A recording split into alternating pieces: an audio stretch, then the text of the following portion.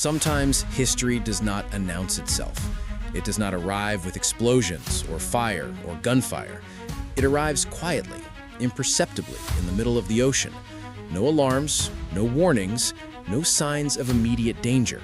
Just a ship that stopped moving. And when it did, the world leaned in and watched. This is the story of a Russian oil tanker taken under custody by the United States without a single shot fired.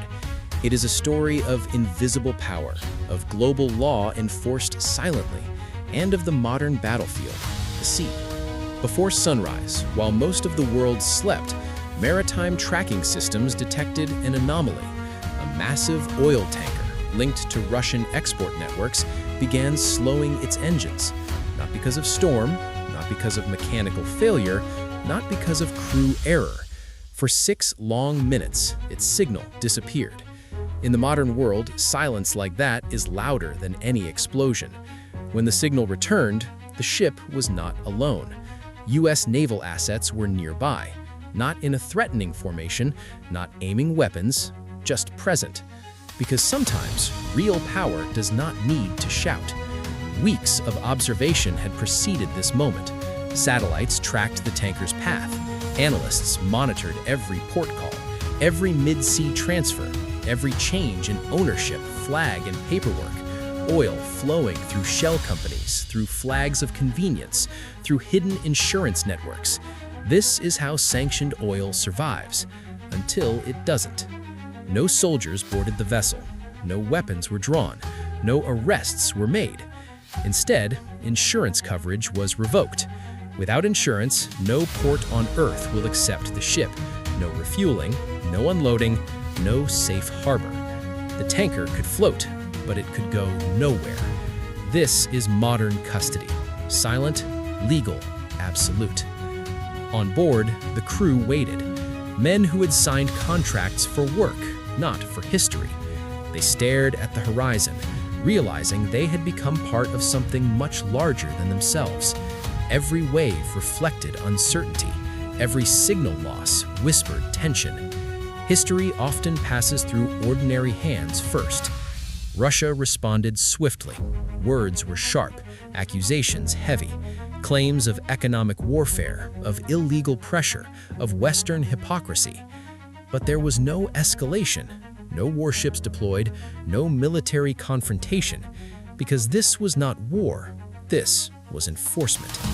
The tanker carried over 1 million barrels of crude oil, oil that means money, money that means influence, influence that means power. Now, all of it sits motionless. Energy markets reacted immediately. Oil prices ticked upward. Insurers recalculated risk. Traders adjusted their strategies. One ship, one decision, global consequences. Why now? Why this ship? Because sanctions are meaningless if they are not enforced. Because warnings fade, but examples endure. This was an example. A message sent not with missiles, not with explosions, but with precision and patience. The message was clear. You can hide your oil. You can rename your ships. You can change your flags. You can route your shipments through dozens of intermediaries, but you cannot hide forever. Satellites do not blink. Data does not forget. The age of invisible shipping is over. This is not the first time such measures have been taken. Iranian tankers, Venezuelan oil shipments, North Korean cargoes, all have faced silent interventions. No gunfire, no dramatic confrontations, just commerce quietly stopped, legally and efficiently. The world watched. Governments recalculated their strategies. Companies rerouted shipments. Energy ministers convened emergency meetings. Sanctions committees worked around the clock. Because in the modern economy, oil is not just fuel. It is influence. It is currency. It is power. On board, the crew faced a different reality. They had trained for routine voyages, not for standing at the center of global geopolitics. The captain paced the bridge, his eyes scanning the horizon. The first mate double-checked the navigation systems. The engineers ensured engines remained idle but ready. Every face reflected uncertainty. Every movement carried weight. They were witnesses to a new kind of warfare, economic, legal, and digital. Meanwhile, ports across the globe reacted. Terminal operators received notifications. Do not accept this vessel. Insurance invalid. Cargo cannot be discharged. Refineries recalculated inventories. Tank farms prepared for delays. The supply chain adjusted, silently but rapidly. One ship had the power to ripple across continents. The U.S. Navy maintained its presence, not to intimidate, not to attack, just to observe, just to ensure compliance. Radar operators monitored the tanker's every movement. Satellite feeds streamed live images. Analysts interpreted every signal. In this theater, no bullets were fired, but the stakes were higher than ever. As night fell, the tanker floated like a ghost on the vast ocean. Deck lights shimmered against the dark waves. The crew huddled in small groups, sharing quiet conversations about home, family, and the uncertainty ahead. Each moment felt stretched, each second heavy with tension. Because the ocean is no longer neutral, it has become a court of law, a stage for silent enforcement. Russia's official response was fierce but controlled. Statements were broadcast across media networks. The government called for diplomatic intervention. Accusations were made of economic aggression. Yet the message from Washington remained firm. Sanctions will be enforced. Legal and economic measures will be upheld. The global economy adjusted. Stock markets watched. Oil futures fluctuated. Insurance premiums recalculated in real time. Analysts discussed the implications. This is a message to every ship carrying sanctioned cargo. No one is exempt. No one is untouchable. Beyond markets, this was a warning to shadow fleets. Old oil tankers, flagged under obscure jurisdictions, sailing in darkness, attempting to bypass regulations. They would be monitored, they would be tracked, and the rules would apply. The scale of this operation shows how warfare has changed. Battles are no longer fought only with soldiers, tanks, or guns.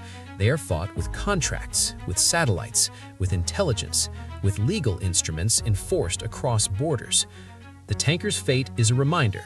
Modern power relies on precision, patience, and observation. At dawn, the tanker remained stationary.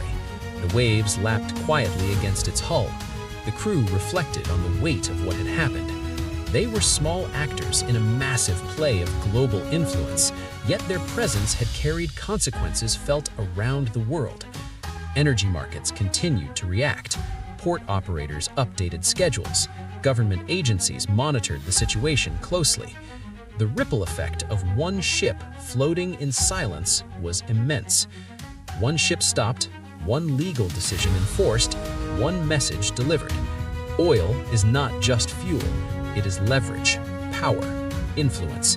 And the ocean is no longer neutral. It is monitored, it is regulated, it is law. This story continues. Negotiations will unfold quietly, diplomatic channels will open, the tanker may resume its journey or remain trapped for weeks. But the precedent is clear. Sanctions are not abstract threats.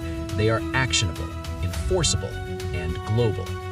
One ship, one signal, one message.